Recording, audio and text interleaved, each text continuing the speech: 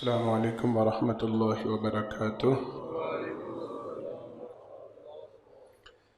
ان الحمد للہ نحمده ونستعینه ونستغفره ونؤمن به ونتوکل علیہ ونعوذ باللہ من شرور انفسنا ومن سیئات اعمالنا من يهده الله فلا مضل له ومن يضلل فلا هادي له وأشهد أن لا إله إلا الله وحده لا شريك له وأشهد أن محمدا عبده ورسوله صلى الله عليه وسلم.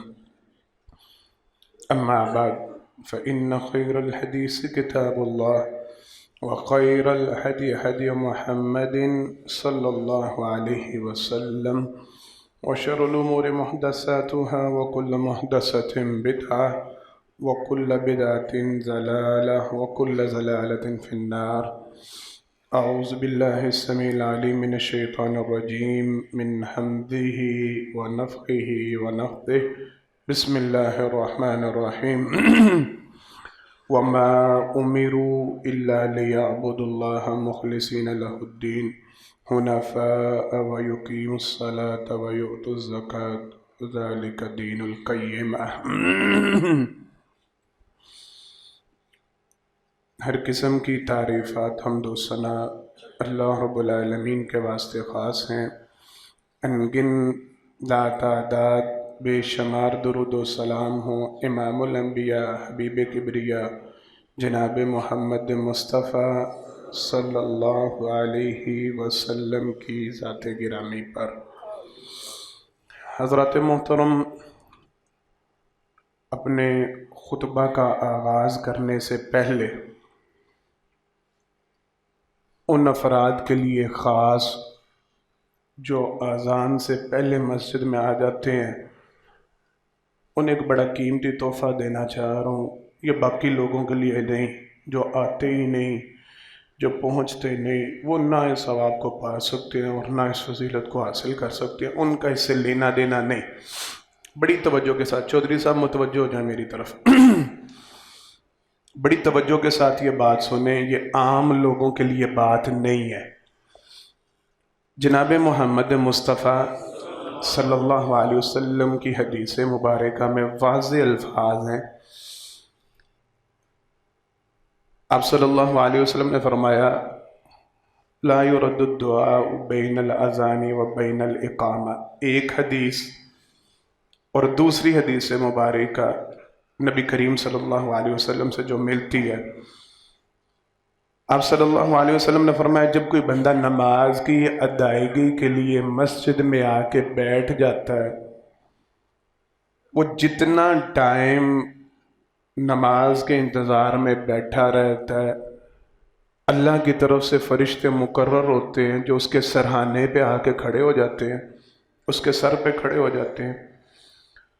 اور آپ صلی اللہ علیہ وسلم نے فرمایا وہ مستقل جب تک یہ بندہ اپنی نماز ادا کر کے فارغ ہو کے تسبیحات پڑھ کے ذکر اذکار کر کے واپس گھر کی طرف نہیں پلٹ جاتا، اس وقت تک فرشتے اس کے لیے دعائیں کرتے رہتے اللہم اغفر لہ اللہم ارحمہ، اللہ اس بندے کے گناہوں کو معاف فرما دے اور اللہ اس کے سارے ہی معاملات میں اس کے اوپر رحم فرما دے۔ جس کے لیے فرشتے یہ دعا کریں رحمت کی، اللہ سے یہ سوال کریں کہ اللہ اس کے سارے معاملات پر رحم فرما دے، وہ بندہ پریشان رہ سکتا ہے؟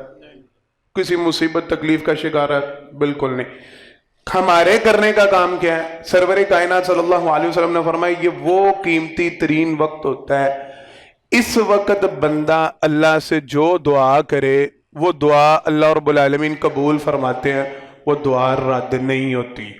دوبارہ سن لیں، ان اوقات میں جو بندہ آ گیا مسجد میں بیٹھ گیا، اللہ سے اس نے ہاتھ اٹھا کے دعا مانگنا شروع کی، گارنٹی جناب محمد مصطفیٰ صلی اللہ علیہ وسلم یہ جو دعا مانگے گا اس کی دعا قبول ہوگی، یہ دعا رد نہیں ہوگی۔ میں یہ بات پتہ کیوں کر رہا ہوں؟ مجھے 3-4 ہفتے پہلے بھی یہ شکایت ملی، مجھے کہا گیا اور میں نے اپنے وہاں گجرانوالہ میں تو اس حوالے سے 3 مساجد ہے جہاں مستقل میں درس دیتا ہوں، وہاں بیان کیا تو یہاں بھی میں نے سوچا میں بتلا دوں. ہمارے ہاں ایک کہہ لیں غلطی ہے، یا جو بھی اس کو نام دے لے، خامی ہم لوگوں کی، ہم میں سے وہ افراد جو پہلے آ جاتے ہیں مسجد میں، آ کے بیٹھ جاتے ہیں، وہ یہ انتہائی قیمتی ترین وقت ضائع کر دیتے ہیں. ہم بیٹھے رہتے ہیں، ہم منتظر رہتے ہیں، ہم گھڑیاں دیکھتے رہتے ہیں، اور اس سے بھی زیادہ معذرت کے ساتھ اللہ کی قسم آپ بڑے ہی پیارے ہیں، آپ انتہائی خوش نصیب ہیں. عام لوگ آپ کا مقابلہ نہیں کر سکتے. میں کہاں کرتا ہوں، موجودہ دور تو وہ دور جا رہا ہے جب بندہ سارا دن اپنے آپ میں اتنا کاروبار میں مشغول ہوتا ہے کہ اپنی ذات کو وقت نہیں دے پاتا. عموماً آپ لوگوں کو یہ جملے کہتے سنیں گے، سارا دن کام کاروبار کرتے رہے ہیں، کھانا کھانے کا وقت نہیں ملا.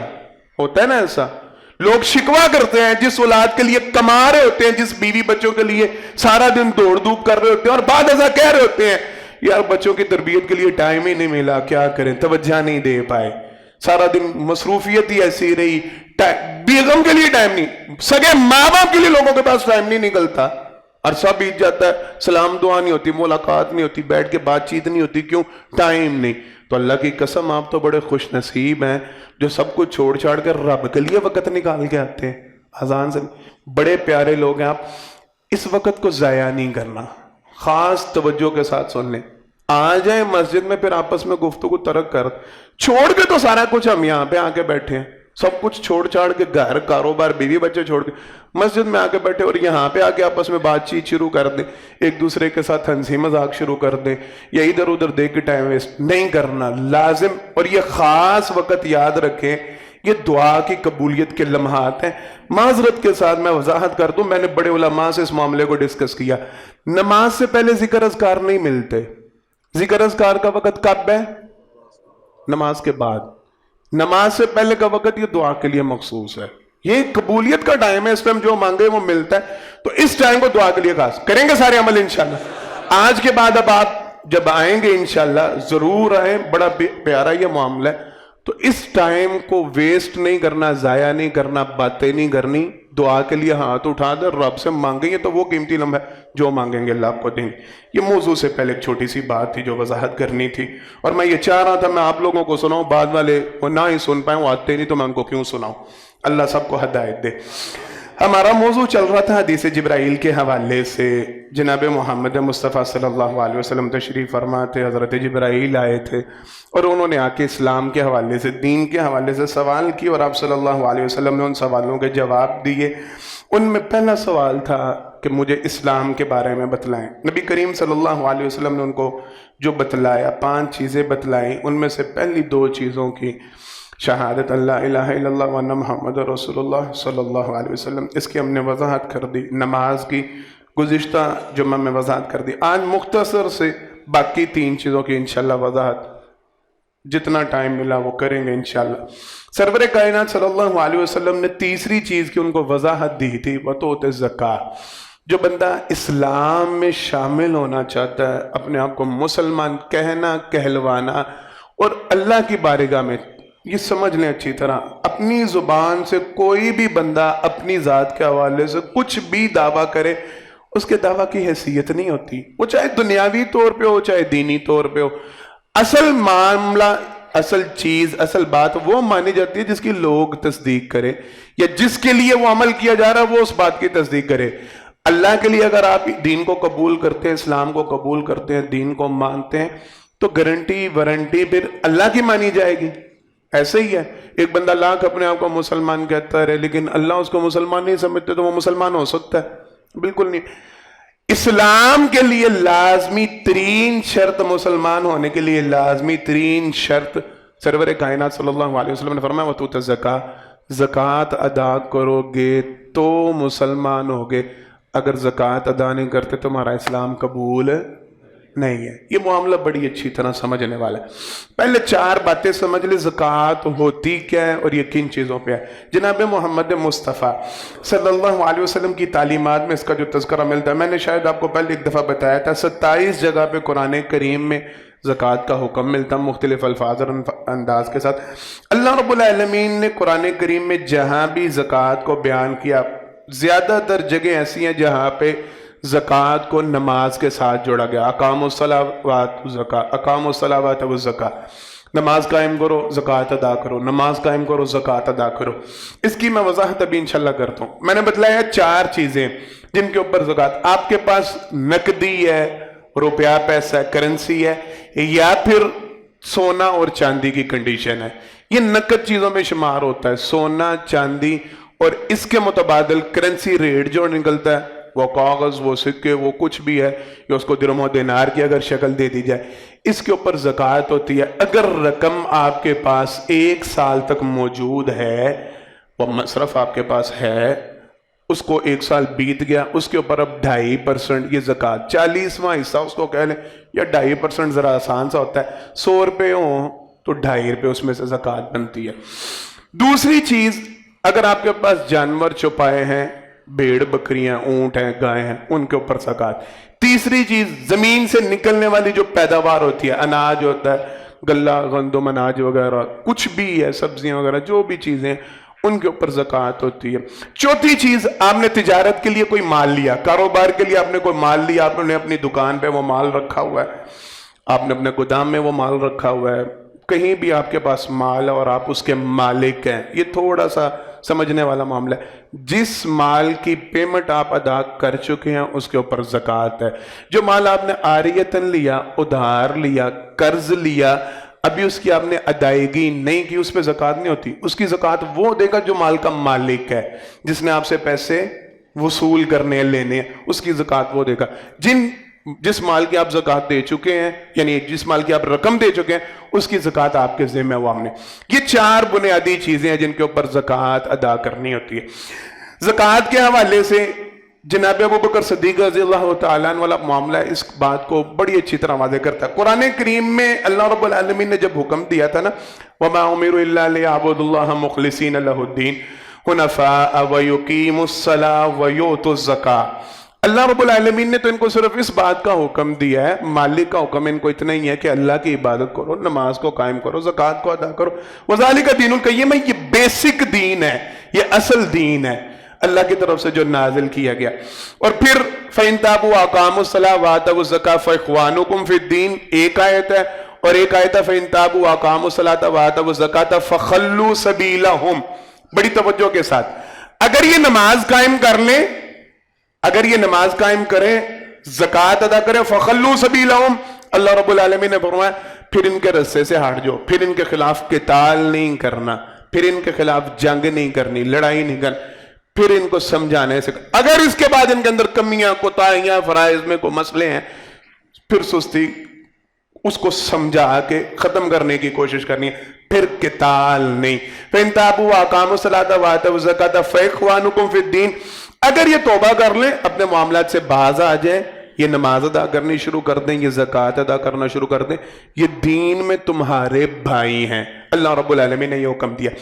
अबू बकर सिद्दीक़ रज़ियल्लाहु तआला अन्हु जब वो खलीफा बने तो मानीन ज़कात का एक गिरोह कायम हुआ। तवज्जो के साथ लोगों ने ये फितना बुलंद किया कि जी ज़कात की इजाजत और हुक्म तो जनाब मोहम्मद मुस्तफ़ा सल्लल्लाहु अलैहि वसल्लम की तरफ से था, और वो इख्तियार भी आप सल्लल्लाहु अलैहि वसल्लम को था। आप सल्लल्लाहु अलैहि वसल्लम लोगों से ज़कात इकट्ठी किया करते, वसूल किया करते, और फिर अल्लाह के रास्ते में खर्च किया करते। ये भी एक नुक्ता है, मैं भी इसकी वजाहत कर देता हूँ। ज़कात की अदायगी के 2 तरीके होते हैं। अगर तो हाकिम वक़्त ऐसा है, आप समझते हैं कि वो काबिल एतबार आदमी है, आपको यकीन है उसके ऊपर कि ये बंदा गलत जगह पे मसरफ इसका नहीं है, हमारे पैसे का गलत इस्तेमाल नहीं करेगा, ये उसको उपजाया नहीं करेगा, अपना आप नहीं बना जाएगा, कोठियां बंगले कारें और पता नहीं क्या क्या और कहां कहां इसके महल बन जाए। अगर तो ये ऐसा करप्ट इंसान नहीं, हाकिम वक्त अवाम से रियाया से माल तलब करे कि आप सबने ज़कात मुझे जमा करवानी है, मैं इसको खर्च करूंगा, ऐसे हाकिम वक्त को ज़कात देना लाजिम हो जाता है। दोबारा तवज्जो से सुन लें, अगर हाकिम वक्त ऐलान कर दे कि मुल्क को ज़रूरत है, हमारी अवाम में कोई इलाका ऐसा है जहाँ पे पैसे की ज़रूरत है और वहाँ पे हम पैसा नहीं पहुँचा सकते, गवर्नमेंट के पास नहीं, हुक्मरान के पास नहीं, हो वो ईमानदार बंदा, आपको उस पर यकीन है, कामिल है कि हाँ ये बंदा साफ सुथरा है, इसके ऊपर ऐसा ऐसा मामला नहीं, वो सवाल करे, फिर इसको ज़कात दी जा सकती है, देनी चाहिए। अगर उसके ऊपर डाउट है, वो बंदा वैसे ही करप्ट है, اس کی ویسے ہی شناخت ہی ایسی ہے، اس کی ساخت ایسی ہے، اس کا ظاہر ہی ایسا ہے، پتہ چل رہا ہے یہ بات اس قابل ہی نہیں ہے بندہ، پھر آپ کو اختیار، آپ اس کو زکوٰۃ نہ دیں، آپ اپنی زکوٰۃ کو خود خرچ کریں۔ جناب محمد مصطفیٰ صلی اللہ علیہ وسلم زکوٰۃ وصول کیا کرتے تھے، آپ نے باقاعدہ ایک محکمہ قائم کیا ہوا تھا، جو جاتے تھے لوگوں کے پاس جا کے ان سے زکوٰۃ طلب کیا کرتے تھے اور لا کے نبی کریم صلی اللہ علیہ وسلم کے پاس جمع کروائی جاتی تھی اور آپ صلی اللہ علیہ وسلم خرچ کیا کرتے۔ کچھ لوگوں نے اعتراض بنایا، زکوٰۃ تو اکٹھی کرتے تھے جناب محمد مصطفیٰ صلی اللہ علیہ وسلم، تقسیم کرتے تھے آپ صلی اللہ علیہ وسلم، اب چونکہ آپ ہی نہیں رہے تو اب تو نہیں زکوٰۃ دینی، ہم نہیں زکوٰۃ دیتے، یہ کام صرف نبی کریم صلی اللہ علیہ وسلم کے لیے خاص تھا، انہوں نے اکٹھا کیا، انہوں نے تقسیم کی، ان کے بعد ہم نے زکوٰۃ نہیں دینی۔ فتنے اس وقت عروج پہ تھے، لوگوں نے نبوت کے دعوے کر لیے، کچھ لوگ مسلمان ابھی تازہ ہوئے، نبی کریم صلی اللہ علیہ وسلم کی وفات کا سنا وہ مرتد ہو گئے، بڑے فتنے تھے اس وقت، بڑے معاملے تھے۔ اللہ اکبر۔ جناب ابو بکر صدیق رضی اللہ تعالی عنہ انہوں نے کہا، جن لوگوں نے نماز اور زکوٰۃ، یہ الفاظ ملتے ہیں بخاری شریف کے الفاظ غالباً یہ، واللہ لا اقتلن ما فرق بین الصلاۃ والزکاۃ، اللہ کی قسم اٹھا کے میں کہتا ہوں، ابو بکر صدیق رضی اللہ تعالیٰ نے کہا، میں اللہ کی قسم اٹھا کے کہتا ہوں، میں ان لوگوں سے قتال کروں گا جو نماز اور زکوٰۃ کے درمیان فرق کرتے ہیں، میں ان لوگوں کو چھوڑوں گا نہیں، وہ اپنے آپ کو مسلمان کہیں گے، میں ان کی گردنیں کاٹوں گا۔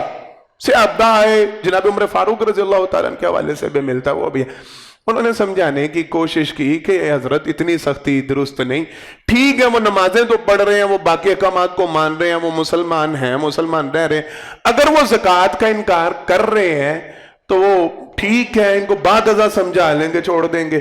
اس وقت جناب ابو بکر صدیق رضی اللہ تعالیٰ نے یہ بات کہی تھی، کہا عمر فاروق سے، اللہ کی قسم کاش آپ کی جگہ یہ جملہ کوئی اور کہتا تو مجھے اتنی تکلیف نہ ہوتی جتنی تکلیف آپ کے منہ سے سنی، آپ کہہ رہے ہیں۔ اور پھر اس وقت کہا تھا، اللہ کی قسم اٹھا کے کہتا ہوں، اگر یہ لوگ جناب محمد مصطفیٰ صلی اللہ علیہ وسلم کے دور میں زکوٰۃ دیتے تھے اور وہ زکوٰۃ اونٹ کی نکیل کی رسی کا ٹکڑا، یہ جملہ بڑا سمجھنے والا ہے، اگر وہ زکوٰۃ صرف اتنی تھی کہ وہ اونٹ کو جو نکیل باندھی جاتی ہے اس کی پوری رسی نہیں، اس کی پوری نکیل نہیں، اس کی نکیل کا صرف ایک ٹکڑا بنتا تھا زکوٰۃ کا، یہ نبی کریم صلی اللہ علیہ وسلم کے دور میں دیتے تھے، اب نہیں دیتے، اللہ کی قسم میں ان کی گردنیں کاٹ دوں گا۔ یہ کون ہوتے ہیں؟ قرآن میں اللہ نماز زکوٰۃ اکٹھی بیان کریں، یہ کون ہوتے ہیں تفریق کرنے والے کہ نہیں ہم نمازیں پڑھ لیں گے، ہم دین قبول کر لیں گے، لیکن ہم نے زکوٰۃ نہیں دینی، میں ان کی گردنیں اتاروں گا۔ عمر فاروق رضی اللہ تعالیٰ عنہ کہتے ہیں، اللہ کی قسم میں نے جب ان کا یہ جذبہ دیکھا ابو بکر صدیق کا، میں نے ان کو دعائیں دی، میں نے کہا اللہ کی قسم ابو بکر تم حق پہ ہو، میں غلطی کھا گیا تھا، مجھے واقعی غلط فہمی ہوئی۔ کہتے ہیں اللہ نے میرا شرح صدر کر دیا، میرا سینہ کھول دیا، میں نے کہا ابو بکر اب میں تمہارے ساتھ ان کی گردنیں اتاروں گا، جو زکوٰۃ نہیں دیتے وہ مسلمان تصور نہیں ہوں گے، مرتد تصور ہوں گے، ان کی گردنیں کاٹی جائیں گی۔ میں یہ مسئلہ پتہ ہے کیوں سنا رہا ہوں؟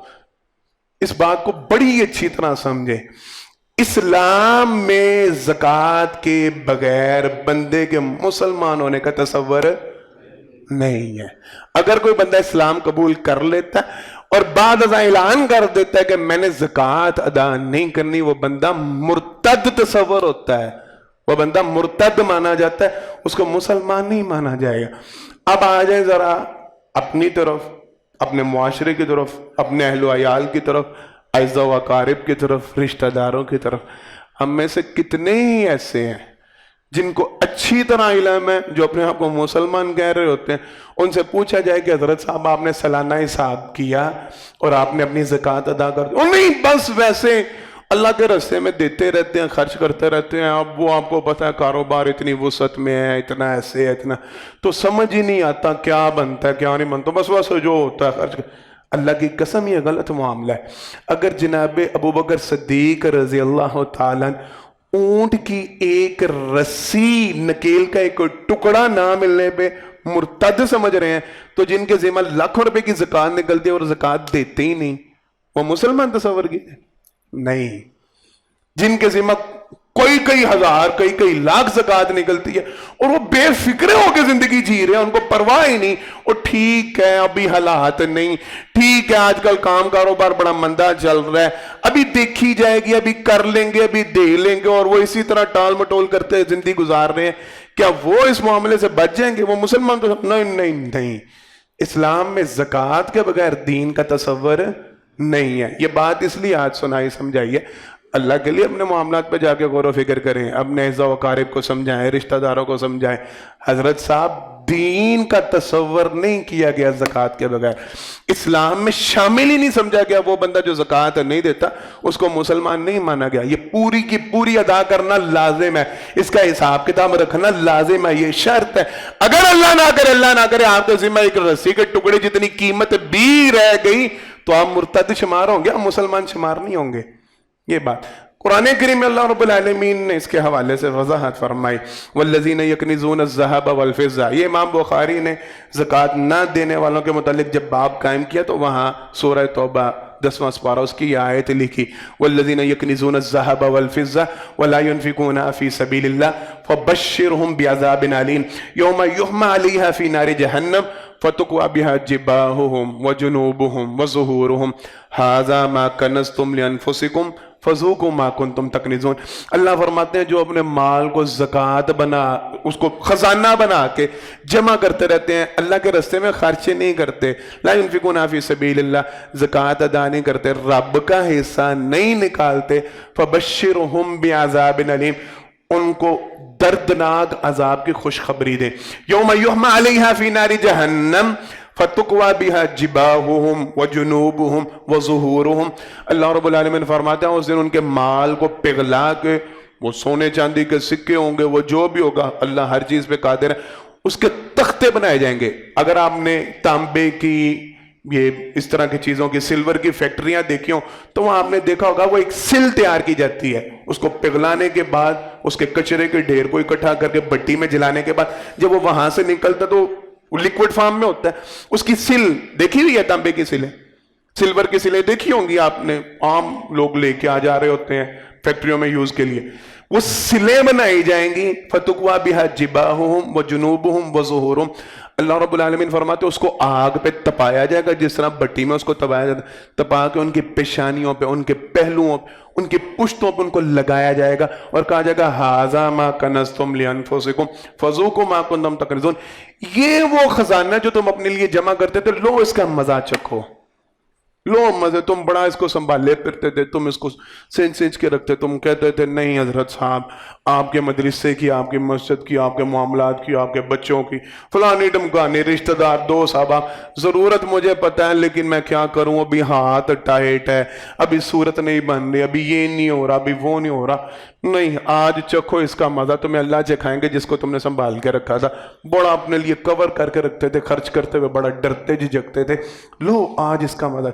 जनाब मोहम्मद मुस्तफ़ा सल्लल्लाहु अलैहि वसल्लम ने फरमाया एक दूसरा अजाब इन लोगों को दिया जाएगा जो लोग अपने माल की ज़कात अदा नहीं करते। अब सल्लल्लाहु अलैहि वसल्लम ने फरमाया कल क़यामत के दिन उनके माल को एक इंतहाई खौफनाक अज़दहा सांप उसकी शक्ल दी जाएगी। सरवर कायनात सल्लल्लाहु अलैहि वसल्लम ने फरमाया वो सांप इनकी गर्दन के गिर्द लपेटा जाएगा, वो अपना शिकंजा कसेगा और हदीस के अल्फाज ये वो इंसान के जबड़े को पकड़ेगा। मैंने पढ़ा, मैंने सुना, असल में इंसान जो भी माल खाता है उसका आगाज होता है मुंह से। ऐसे ही है, कोई भी चीज आप खा रहे हैं आप अपने जबड़े इस्तेमाल करते हैं, आप खुराक जब भी लेते हैं आप मुंह का इस्तेमाल। वो सांप उस दिन इंसान के जबड़े को पकड़ेगा और कहेगा अना कंजों का, अना मालों का, मैं हूं तेरा माल, मैं हूं तेरा खजाना जिसे तूने संभाल कर रखा था। तो अल्लाह के रास्ते में खर्च करते वह मरता था, डरता था माल कम ना हो जाए, पैसे कम ना हो जाए, रास ना घट जाए, नहीं नहीं कर लेंगे, दे देंगे, ये करेंगे, वो ले, ये हो मैं तेरा माल, अब ले इसका मजा। अब सल्लल्लाहु अलैहि वसल्लम ने फरमाया वो उसको जकड़ेगा, उसका जबड़े को भेंचेगा और बार बार के गाना कंजू का वाना मालू का। सरवर कायनात सल्लल्लाहु अलैहि वसल्लम ने फरमाया जिनने भेड़ बकरियां रखी होंगी, गाय जानवर रखे होंगे, अल्लाह रब्बुल आलमीन उनको खड़ा करेंगे और जो बंदा ज़कात नहीं देता होगा वो भैंसें आएंगी उसको अपने कदमों के नीचे रोन देंगी, बकरियां आएंगी, ऊंट आएंगे, वो उसको निचोड़ेंगे, बम्बोड़ेंगे, बकरियां अपने सींगों से मारेंगी, उसके ऊपर से गुजारा जाएगा बार बार और कहा जाएगा ले ये था तेरा माल, جس کی تو زکوٰۃ ادا نہیں کرتا تھا، لے چکھ لے مزہ اپنے مال۔ حضرات محترم آخری بات اس موضوع کے حوالے سے، پھر میں نے اگلے ٹاپک پہ جانا ہے۔ یاد رکھیں جناب محمد مصطفیٰ صلی اللہ علیہ وسلم کی بات، ہر بات ہمارے لیے گارنٹی شدہ، اس میں 1% ڈاؤٹ بھی نہیں ہے، کوئی شک و شبہ کی گنجائش نہیں۔ سرور کائنات صلی اللہ علیہ وسلم نارمل بات کر رہے ہو، عام انداز میں بات کر رہے ہو، تو اللہ کی قسم ان کی بات میں ایک رائی کے دانے کے برابر بھی شک و شبہ کی گنجائش نہیں ہے۔ اور اگر آپ صلی اللہ علیہ وسلم قسم اٹھا دیں تو وہ بات کتنی مضبوط ہو جائے، اس کتنی وہ تائید ہے، وہ تاکید ہے ہمارے لیے سمجھانے کے لیے۔ آپ صلی اللہ علیہ وسلم نے قسم اٹھا کے کہا تھا، میں زمانہ دیتا ہوں، میں قسم اٹھاتا ہوں، مانا کا صدقۃ من مال، جو بندہ اللہ کے راستے میں خرچ کرتا ہے، یا زکوٰۃ کی صورت میں ہو، صدقات کی صورت میں ہو، آپ صلی اللہ علیہ وسلم نے فرمایا میں محمد مصطفیٰ صلی اللہ علیہ وسلم قسم اٹھاتا ہوں، ضمانت دیتا ہوں، گارنٹی دیتا ہوں، اس بندے کا مال کبھی کم نہیں ہو سکتا، اس بندے کے مال میں کمی نہیں۔ یہ آزما کے دیکھ لیجئے گا، یہ کلیہ دے کے آپ کو جا رہا ہوں، ضروری نہیں صدقات کے حوالے سے، تو ضروری نہیں کہ آپ صاحب نصاب بنتے ہوں تو ہی آپ نے صدقہ کرنا ہے، نہیں، زکوٰۃ کے حوالے سے ہے کہ آپ صاحب نصاب بنے تو آپ نے زکوٰۃ دینی ہے، صدقات کے حوالے سے تو یہ پابندی نہیں۔ آپ جتنی بھی کمائی کرتے ہیں اس میں سے جتنی آپ کو توفیق ہے، آپ 1000 روپے کم از کم 1200 روپے آج کل مزدور کی دیہڑی چل رہی، 5 روپے خرچ کر کے دیکھیں، 10 روپے خرچ کر کے دیکھیں، اللہ کی قسم اٹھا کے کہتا ہوں اگر گارنٹی جناب محمد مصطفیٰ صلی اللہ علیہ وسلم کی ہے تو میرا ایمان اور یقین ہے، آپ کا ہے ساروں کا ایمان اور یقین، بولیں سارے، وہ مال کم نہیں ہو سکتا، وہ خرچ نہیں، بندے نے اپنی استطاعت کے مطابق دینا۔ جناب محمد مصطفیٰ صلی اللہ علیہ وسلم نے جب اعلان کیا تھا کہ اصحاب صفا کے لیے اور ایک دفعہ جنگ کے لیے اعلان کیا تھا کہ مال چاہیے لے کے آؤ، تو صحابہ کرام رضوان اللہ علیہ مجمعین نے کیا کیا؟ لکڑیاں کاٹی جنگلوں سے، گھر میں دینے کے لیے کچھ نہیں تھا، اپنے کھانے کے لیے کچھ نہیں تھا، جا کے وہ لکڑیاں بیچی اور مٹھی پر کھجوریں ایک صحابی لے کے آئے، اور ڈھیر لگا ہوا تھا سونے چاندی کا اور زیوروں کا اور مالوں کا، اور آپ صلی اللہ علیہ وسلم نے ان کھجوروں کو پکڑا اور اس سارے ڈھیر پہ بکھیر کے کہا یہ سب سے سبقت لے گیا ہے، اور یہ سب سے بڑھ گیا، تم نے تو اپنے مال کا کچھ حصہ دیا، اس نے تو وہ دیا جو اس کی کل کائنات تھا، اس کے پاس تھا ہی اتنا، اس نے اتنا ہی دے دیا۔ یہ کبھی نہیں سوچنا، یہ کبھی نہیں فکر کرنی کہ او ہو میرے پاس تو پہلے ہی پیسے کم پڑ رہے ہیں، کام کاروبار پہلے ہی بندہ چل رہا ہے، حالات پہلے بڑی ٹائٹ ہے، ابھی نہیں دیتا، سال گزر جانے دے، اگلے 2 سال کی کٹھی دے لیں گے، ایسے کریں، اللہ کی قسم نہیں، ایک لمحے کا نہیں پتا، ایک سانس کا۔ اولاد وارث ورثہ عمومی طور پہ دیکھنے میں آتا ہے، یہ تو ایک دوسرے کے حصے کھا جاتے ہیں، آپ کے مرنے کے بعد آپ کی زکوٰۃ ادا کریں گے، میرے نقطے کو سمجھ رہے ہیں؟ اور یہ تو بھائی کی گردن کاٹنے پہ آ جاتا ہے، بھائی بہنوں کے حصے کھانے پہ آ جاتے ہیں، اور اماں کا حصہ کھا جاتے ہیں، یہ تمہاری زکوٰۃ دیں گے، یہ تمہارا خیال نہیں، تم نے اپنی زندگی میں اپنا خیال نہیں رکھا، تمہارے مرنے کے بعد یہ کیوں تمہارا خیال رکھے؟ اس نقطے کو سمجھ لیں، انسان خود جو اپنا خیال نہیں رکھ سکا، اپنے حصے کی زکوٰۃ ادا کر کے نہیں جا رہا، اولاد سے کیسے یہ توقع کر لیتے کہ میرے مرنے کے بعد یہ زکوٰۃ دے دیں گے، یہ کیوں دیں گے؟ اپنا فریضہ خود ادا کر کے جائیں، لازم اس کو ڈیلے ہی نہیں کرنا، نیکسٹ ایئر پہ نہیں ڈالنا، اگلے سال پہ نہیں ڈالنا، حالات پہ جو ہے اس میں سے دے۔ اللہ رب العالمین کی طرف سے یہ وعدہ جناب محمد مصطفیٰ صلی اللہ علیہ وسلم نے سنا ہے، کمی نہیں ہو سکتی، یہ مال کبھی گھٹ نہیں سکتا، جس کی زکوٰۃ ادا کی جائے، جس میں سے خرچ کی جائے، اس میں کمی نہیں ہوتی، وہ بڑھتا ہی بڑھتا کتنا، اس کی بے شمار وضاحتیں دلیلیں آپ سب نے سنی ہوں گی، وہ 1 سے 700 گنا تک اللہ بڑھا کے، اور یہ آخرت نہیں، یہ دنیا میں بھی ہے، اللہ دنیا میں وہ بڑھا کے واپس کرتے ہیں، اللہ لوٹاتے ہیں، من ذا الذی یقرض اللہ قرضا حسنا فیضاعفہ لہ اضعافا کثیرا، قرآن کریم میں اللہ نے وعدہ کیا جو اللہ کو دیتا ہے، اللہ یہ نہیں کہ آخرت میں صرف اس کو اس کا اجر ملے گا، نہیں، اللہ کی قسم دنیا کے اندر اللہ کئی گنا بڑھا چڑھا کے اس بندے کو دیں گے، اس کا مال کم نہیں ہو سکتا۔ یاد رکھیں ذہن سے یہ فطور، آخری ایک آدھا جملہ اس حوالے سے، پھر نیکسٹ ٹاپک پہ، یہ خیال ذہن میں نہ رکھیے گا کہ میں یہاں پہ دے رہا ہوں تو پتہ نہیں یہاں پہ اس کا ملنا ہے کہ نہیں، شاید وہ جو کہا گیا تھا 700 گنا تک وہ آخرت میں ملے گا، وہ آخرت میں بڑھے گا، اس کا اجر آخرت میں نہیں، آخرت میں انشاءاللہ ملنا ہی ملنا ہے۔ ہم تو اللہ سے مانگتے ہیں نا ربنا آتنا فی الدنیا حسنہ وفی الآخرۃ، اللہ دنیا میں بھی دے آخرت میں بھی دے۔ آپ صلی اللہ علیہ وسلم نے جو فرمایا نا ما نقصت صدقۃ من مال، مال کم نہیں ہوتا، تو آخرت میں مال ہونا ہے، بولے سارے، آخرت میں روپے پیسے ہونے ہیں، چاندی ہونی ہے، زیور ہونا ہے، نہیں، مال کہاں پہ ہوتا ہے؟ دنیا میں تو آپ صلی اللہ علیہ وسلم نے گارنٹی دنیا کی دی ہے، وضاحت یہ یہاں پہ دو گے، یہاں پہ کمی نہیں ہوگی، یہ کم نہیں ہو سکتا، یہ بڑے کریں گے سارے عمل انشاءاللہ، ہاتھ اٹھا کے وعدہ کریں، جا کے اپنے معاملات پہ غور کریں گے، لازماً آج کے بعد اس معاملے کو سمجھنا ہے۔ میں اس کے حوالے سے مزید وضاحت انشاءاللہ میں نے سوچا ہوا اس دفعہ رمضان میں اس کے مکمل نصاب کے حوالے سے، اس کے مصارف کے حوالے سے، یہ خرچ کن پہ کرنی ہے، دینی کن کو، ساری ڈیٹیل انشاءاللہ اس کا تذکرہ کریں گے۔ اگلی بات جناب محمد مصطفیٰ صلی اللہ علیہ وسلم نے جو ارشاد فرمایا چوتھا کام، اسلام میں لازم ہونے کی جو شرط، لازمی شرط ہے اسلام میں داخل ہونے کی، آپ صلی اللہ علیہ وسلم نے فرمایا وَتَصُومَ رمضان، رمضان کے روزے رکھنے ہیں۔ آ رہا ہے رمضان انشاءاللہ، آج 18 دن رہ گئے، اس کے حوالے سے تھوڑی سی میں وضاحت انشاءاللہ کروں گا بعد ازاں۔ پہلے اس کی فرضیت کے حوالے سے اس بات سمجھ، اسلام میں رمضان کے 29 ہوں یا 30 ہوں، مہینہ کے مطابق، چاند کے مطابق یہ روزے فرض کیے گئے۔ قرآن کریم میں اللہ رب العالمین نے یا ایھا الذین آمنوا کتب علیکم الصیام کما کتب علی الذین من قبلکم لعلکم تتقون، یہ آیت نازل کر کے مالک نے ان کی فرضیت ثابت کر دی۔ یہ لازم ہے، یہ فرض ہے، یہ ضروری ہے، اسلام کا لازمی ترین جز ہے۔ جو روزہ رکھتا ہے اچھی طرح ذرا اس کنسپٹ کو سمجھنا ہے، یہ بڑی ضروری اور آج کے حوالے سے سمجھنے والی بات ہے۔ سرور کائنات صلی اللہ علیہ وسلم کی ایک حدیث مبارکہ، معروف حدیث سنائی جاتی ہے، مشہور حدیث ہے۔ آپ صلی اللہ علیہ وسلم نے فرمایا بندہ جو بھی نیکی کرتا ہے، بندہ جو بھی کام، دنیا کا کوئی کام بندہ کرتا ہے نیکی کے زمرہ میں، آپ صلی اللہ علیہ وسلم نے فرمایا اللہ اس کا اجر اس کو دنیا میں اور آخرت میں دیں گے، اور اللہ نے اس کی وضاحت فرما دی ہوئی ہے، 1 گنا یا 700 گنا تک بڑھا کے اللہ اس بندے کو اس کا اجر دیتے ہیں۔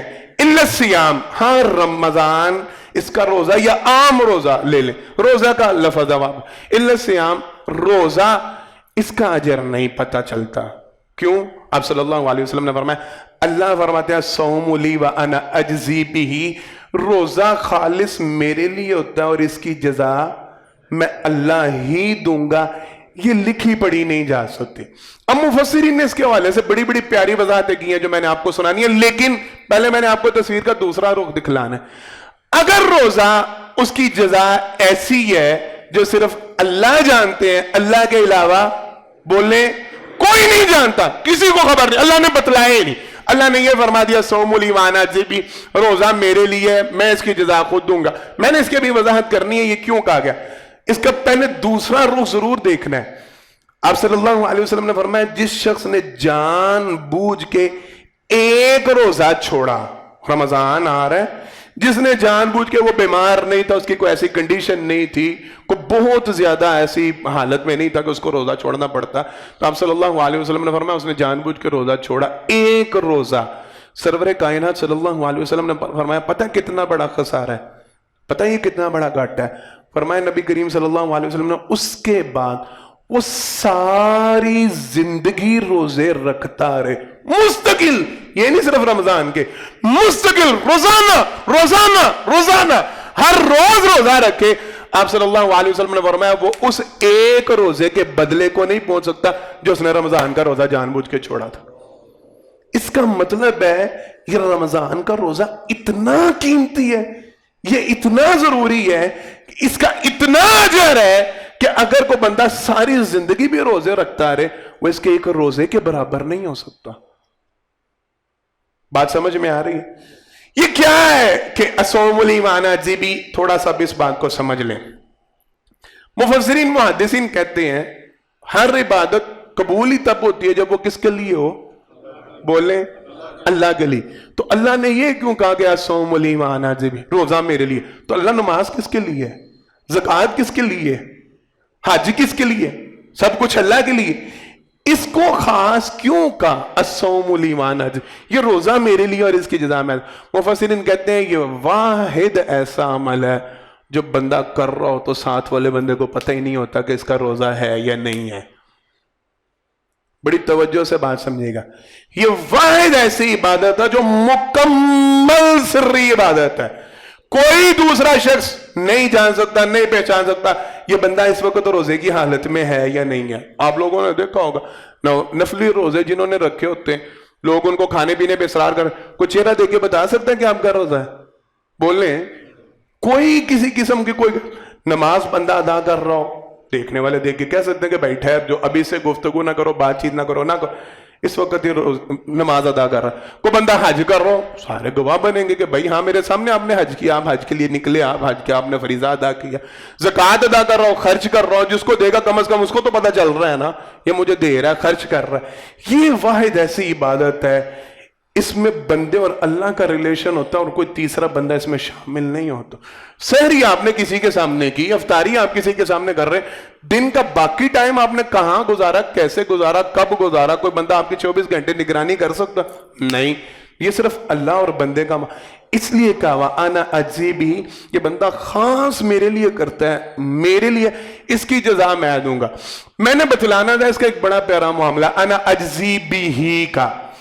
حضرت سفیان بن عیینہ یہ محدث ہیں بہت بڑے، انہوں نے اپنی کتاب میں لکھا، امام ابن رجب نے لکھا، اور پھر سعید بن جبیر یہ تابعی ہیں رحمہ اللہ، بہت بڑے تابعی تھے یہ، انہوں نے اس کے حوالے سے قول نقل کیا۔ انہوں نے کہا جناب محمد مصطفیٰ صلی اللہ علیہ وسلم کی حدیث ملتی ہے، انسان زندگی میں لوگوں کے ساتھ جو اتار چڑھاؤ کرتا ہے، اونچ نیچ کرتا ہے، لین دین کے معاملات ہوتے ہیں، زبان کی تلخیاں ہوتی ہیں، گالیاں بکنا، جھوٹ بکنا، فراڈ کرنا، دھوکہ دینا، ظلم و ستم کرنا، معاملات سارے، یہ سب کچھ کے حوالے سے آپ صلی اللہ علیہ وسلم نے فرمایا بندے کو لایا جائے گا، اور لا کے اللہ رب العالمین کھڑا کر کے لوگوں سے پوچھیں گے ہاں بھئی اس نے کسی کا کوئی لینا دینا تو نہیں، تو لوگوں کی لائنیں لگیں گی، لوگ کہیں گے ہاں میں نے لینا ہے، ہاں میں نے لینا ہے، ہاں میں نے لینا ہے۔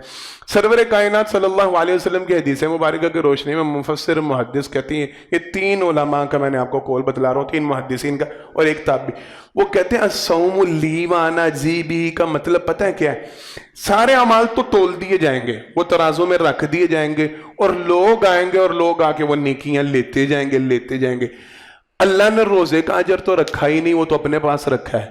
اس کا مطلب یہ ہے، اس کا معنی یہ ہے جب بندے کے اعمال ختم ہوں گے اور اس کے پاس چارہ کوئی نہیں ہوگا، اس وقت اللہ رمضان کے روزے یا عام روزے، وہ واحد ایسی چیز ہوگی، اللہ فرمائیں گے بندے اس کا اجر صرف مجھے رب کو پتا تھا، اور وہ کتنا تھا کوئی جانتا ہی نہیں، کسی کو خبر ہی نہیں، تیرے پاس رمضان کا جو اجر، اللہ ان روزوں کے اجر کی وجہ سے اس بندے کو جنت کا داخلہ عطا فرمائیں۔ بات میری سمجھ میں آئی ہے؟ وہ کہتے ہیں آنا اجزی بھی کا معنی یہ ہے، نماز پڑھی، نماز کا اجر اس کے نامہ اعمال میں درج ہوگا، زکوٰۃ ادا کی اس کا اجر اس کے نامہ اعمال میں درج ہوگا، حج کیا اس کا ذکر اس کا نامہ اعمال میں درج ہوگا، اجر و ثواب لکھا ہوگا، اخلاق ہوا جو بھی ہوا وہ نامہ اعمال میں آ گیا، وہ ترازو میں تل گیا، وہ سامنے آ گیا، وہ لوگ لے سکتے ہیں۔ جو چیز اللہ نے رکھی نہیں سامنے وہ لوگ کیسے لے سکتے ہیں؟ کہتے ہیں اس کا مطلب یہ آنا جیبی کا، یہ وہ عمل ہوگا جس کے ساتھ اللہ رب العالمین بندے کو جنت کا داخلہ دیں گے، یہ وہ عمل ہوگا۔ روزے کے حوالے سے یاد رکھے تین چیزیں، تین باتیں جو عمومی طور پہ بیان نہیں کی جاتی، اور آج کے حوالے سے میں نے ان کا ذکر ضروری سمجھا۔ تین باتیں ایسی ہوتی ہیں جو روزہ ان سے نہیں ٹوٹتا، عمومی طور پہ جو لوگ بتلاتے ہیں، بیان کرتے ہیں، جو سناتے ہیں وہ تو سارے ہی جانتے ہیں، جن جن حالتوں کی وجہ سے، یہ جن جن کنڈیشنز کی وجہ سے، لیکن چونکہ رمضان آ رہا اور میں نے سوچا اس کے حوالے سے ضرور بتلا کے جاؤں۔ تین کنڈیشنز ایسی ہوتی ہیں جن کے میں روزہ نہیں ٹوٹتا۔ اگر کوئی بندہ اس نے روزہ رکھا لیکن اس کو علم نہیں تھا، یاد نہیں رہا، بھول گیا، بھولنے کی حالت میں اس نے کچھ کھا پی لیا، یاد رکھیں وہ جتنا مرضی کھائے، عمومی طور پہ یہ بہت زیادہ لوگوں میں تماشا بنتا ہے، وہ کہتے ہیں چلو چھڑ سارا کچھ کھا پی لیا ہے تو ان کا تھا روزہ، اور وہ بیچارے بھی روزہ کھول دیتے ہیں کہ ٹھیک ہے جی اب میں نے کھا لیا تھا۔ یاد رکھیں آپ صلی اللہ علیہ وسلم کی واضح حدیث ہے، بھول چوک یا اللہ علمی میں کھایا گیا اس سے روزہ نہیں ٹوٹتا، اور اس کی کنڈیشن اور ہے۔ حضرت اسماء بنت ابی بکر رضی اللہ تعالی عنہا یہ بیان کرتے ہیں ہم نبی کریم صلی اللہ علیہ وسلم کے ساتھ تھے، آسمان پہ بادل تھے، بڑی توجہ کے ساتھ جو میں اصل نقطہ آج بیان کر کے جانا چاہ رہا ہوں۔ کہتے ہیں آسمان پہ بادل تھے، ہم نے دیکھا افطار کا وقت ہو رہا ہے، اپنے طور پہ اندازہ لگایا کہ ٹھیک ہے اس وقت تک سورج غروب ہو جاتا، گھڑیاں تو ہوتی نہیں تھی، کوئی فکس ٹائم تو چل نہیں تھے۔ کہتے ہیں ہم نے روزہ افطار کر لیا، ہم نبی کریم صلی اللہ علیہ وسلم کے ساتھ تھے، ہم نے روزہ افطار کر لیا۔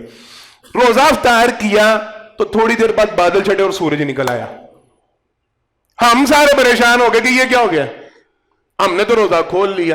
جناب محمد مصطفیٰ صلی اللہ علیہ وسلم کو یہ بات بتلائی کہ اللہ کے پیغمبر ہم نے تو یہ سمجھا، ہم نے تو یہ جانا کہ سورج غروب ہو گیا تو ہم نے اپنا روزہ افطار کر، اب کیا کریں؟ نبی کریم صلی اللہ علیہ وسلم نے فرمایا نہیں، تمہارا روزہ پورا ہو چکا ہے، تم نے لا علمی میں یہ کام کیا, تم نے جان بوجھ کے.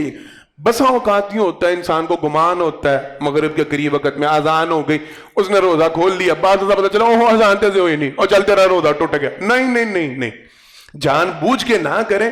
اگر غلطی سے ایسا عمل ہو جاتا ہے, بھول چوک کا مطلب ایک ہی ہے.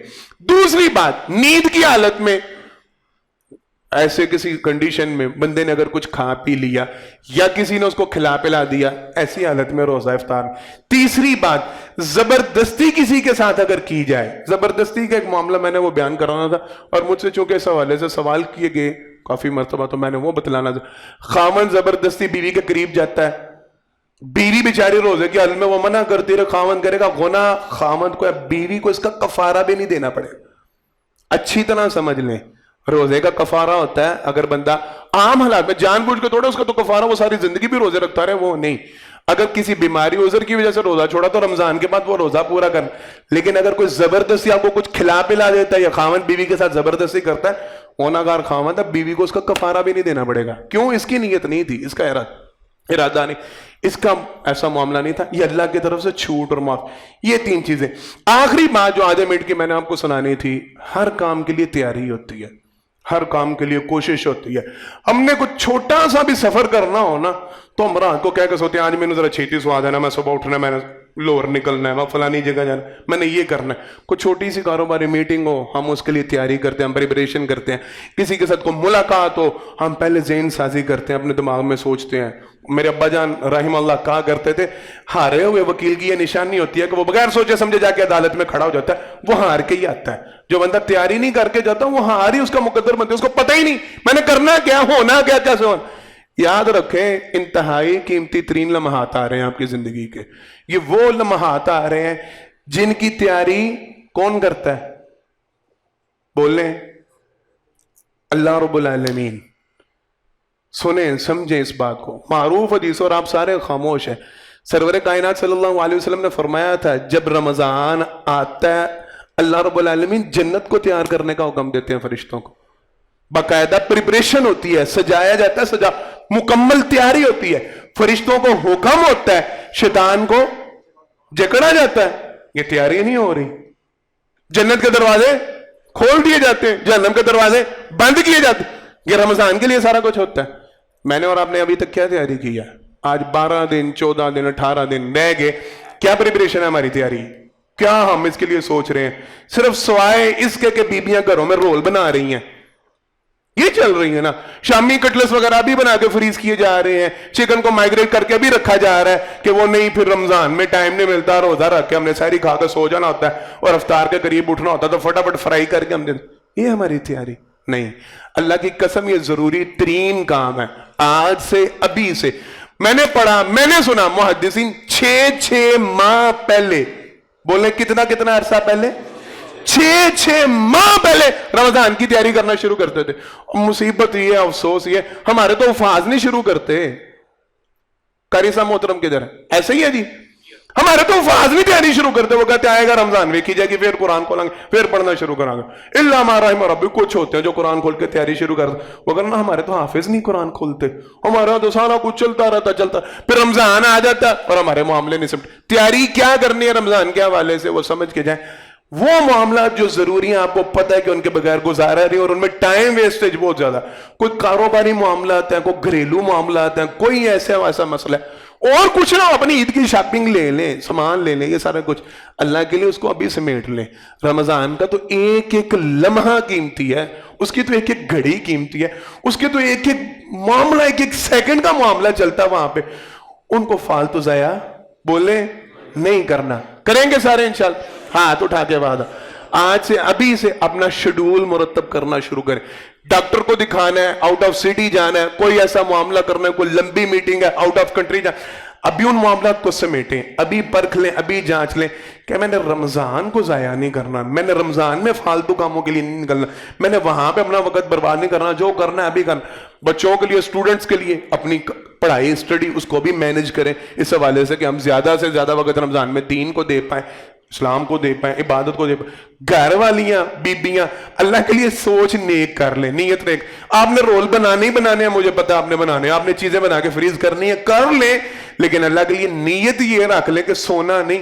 عبادت کرنی ہے تو اس وقت عبادت کے لیے ٹائم نکلے، ٹائم ویسٹ ہو. اللہ سے دعا اللہ مجھے اور آپ کو جو کہا جو اس پر عمل کرنے کی توفیق عطا فرمائے. آخر دعوانا ان الحمدللہ رب العالمین. ان الحمد لله نحمده ونستعينه ونستغفره ونؤمن به ونتوكل عليه ونعوذ بالله من شرور انفسنا ومن سيئات اعمالنا من يهده الله فلا مضل له ومن يضلل فلا هادي له واشهد ان لا اله الا الله وحده لا شريك له واشهد ان محمدا عبده ورسوله صلی اللہ علیہ وسلم.